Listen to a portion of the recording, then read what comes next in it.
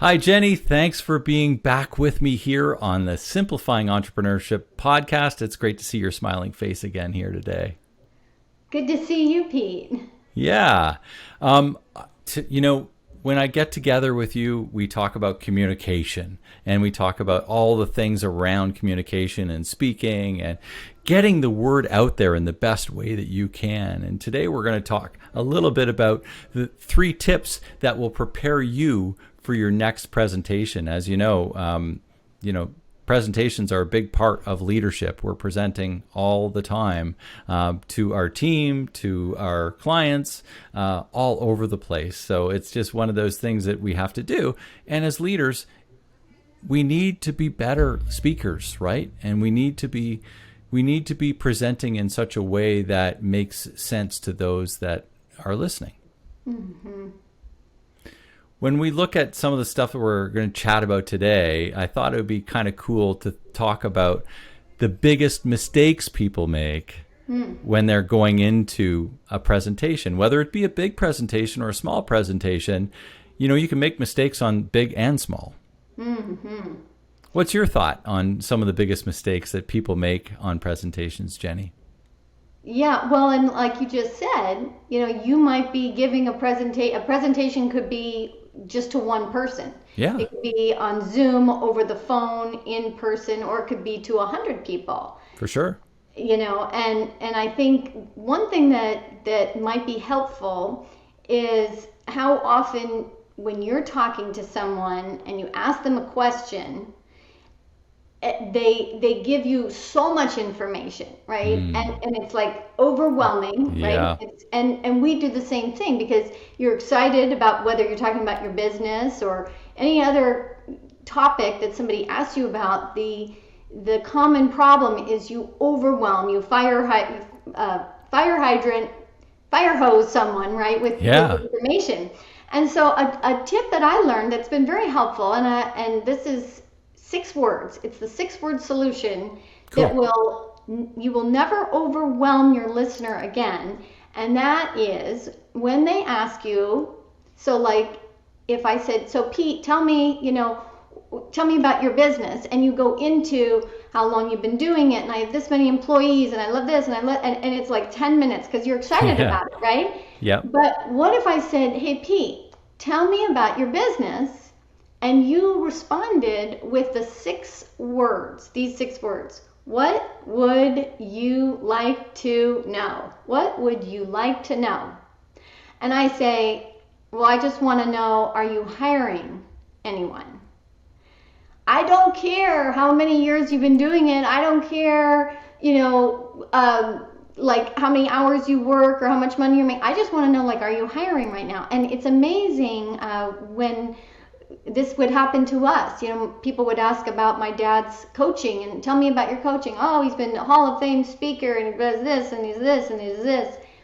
And I finally learned what would you like to know? And the guy said, I just want to know, is the coaching done on Zoom? It was like, can you imagine if I vomited all of that information when you really just want to know one thing? So what would you like to know is one thing that can help you. I love that one, by the way. You like that? Yeah, I do. And it's something that I think I do sometimes subconsciously, but not actively. Mm-hmm. And I'm going to change that. So I've learned something already. And it's not a weird, like, how sometimes questions seem kind of a little too personal or something, or it doesn't sound conversational. But if I say, like, hey, what's it like in Canada? And you say, what would you like to know? I wouldn't be like, well, that was a weird question. You know, it's just very natural. Yep. So I like that. All right, good. All right, so another, you want a total of 3. Here's the second one. I would say a lot of times I think people think that they have to be a certain kind of person to do a presentation. Like if they're not a Tony Robbins or if they're not outgoing, they don't think of themselves as a speaker. Right. And that is not at all true, because really you just want to be yourself. The biggest disconnect is when someone's trying to be someone they're not, It's like there's something off. You can't quite put your finger on it, right? There's not the trust or something. And so really just being yourself. And sometimes introverts, quiet, shy people that don't think of themselves as speakers are some of the best speakers, because sometimes the really gregarious people, they're like all over the place, and they're just a squirrel going from one thing to the next. It's like, just because you have the gift of gab doesn't always mean that you're making a clear point. Right. So hopefully that if you're one of those more quiet, shy people and you're not comfortable speaking, just know that there is no personality for being a speaker. Just be yourself. Absolutely. And Jenny, something that we're both involved with is Toastmasters, right? And I think Toastmasters is a great way for people to enter and get rid of some of their fears of speaking and some of that sort of stuff too. Yeah, Toastmasters is great. Yeah. So what's tip number 3 for us here today? I would say tip number 3 is humor. Having fun. And I think the biggest, whether you're talking to one person, whether you're talking to a group, whether you're doing virtual, whether you're in person, a lot of times people think, oh, no, I don't want to do any humor. I talk about cancer, or I talk about, facts and investment, or I'm a funeral director. I don't know, whatever. Yeah. And that's not a funny topic. But actually, if you're talking about sales, statistics, or sadness, you need humor, because you need to release that tension. For sure. But the problem is, a lot of times people think, well, but I'm not funny, or maybe I tried it once and I felt really foolish, or I'm not good at remembering jokes. But that's one of the things that I like to help people with is how to add some humor without telling a joke. You can use images, you can use stories, personal stories, and it just makes it so much more fun for the listener, and for you, the speaker. You become so much more relaxed and confident when you see your listeners like having fun, right? Because if you're not having fun, then they're not having fun listening to your podcast. They're probably not going to come back for another one. Exactly. We know they are. Of course. No, I appreciate that, Jenny. And you know what? That's a big part of your speaking business, right? And your coaching business is all around the humor side of things. And how do you inject? Like, we'll just take a little sideline a little bit here. What are a couple of things that you're working with people these days on injecting humor into some of those things? And how are you doing that? And how are you helping them along?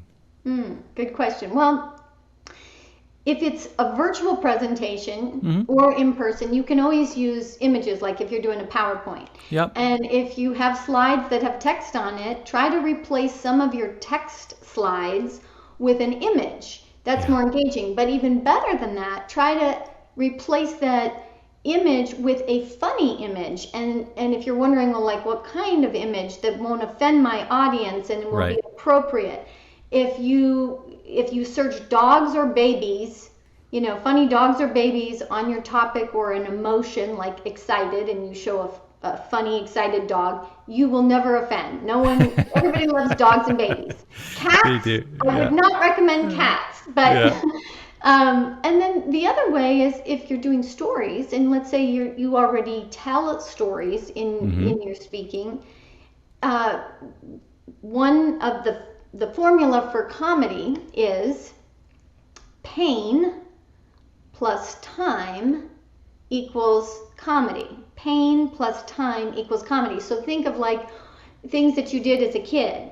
Probably pretty painful to your parents at the time, but now that time has passed, it's funny. You probably tell those stories to your friends, right? Your first, like, think of your first job, or your first kiss, or your first car, or first time in prison. I mean, all of those kinds of things are going to jog your memory. So if you think of firsts and failures, and those just failures like relationships, or maybe at the beginning of your business, you did something that was really dumb. at the time, and now time has passed, and you look back at that and you go, that's I can laugh about that now. That was pretty Exactly. funny. Yeah. And so those are the kind of things that connect you with your listeners, firsts and failures with your stories. And I help people kind of think of those, develop them. And again, if it's about you and it's self-deprecating, you can never It offend works. your listener. Well, we got 3 good points on that last point, and I think that was awesome. Using humor, and then 3 sub questions there, 3 good more points underneath it that allow us to better understand how you can use humor to prepare for your next presentation. And I'm really thankful for that. Thanks, Jenny. Great. Thank you. Yeah, well, these podcasts go by quickly, and we're coming to the end. So what I'd like to do now is just to let you tell everyone here, if they're interested in getting a hold of you and learning more, even more, then how can they get a hold of you and get in touch? Yeah, the best way to do that is to go to ultimatespeaker.com. Ultimatespeaker.com. Awesome. Thanks so much, and great seeing you again. And looking forward to chatting again in the near future. And bye for now. Yes. All right. Bye, Pete.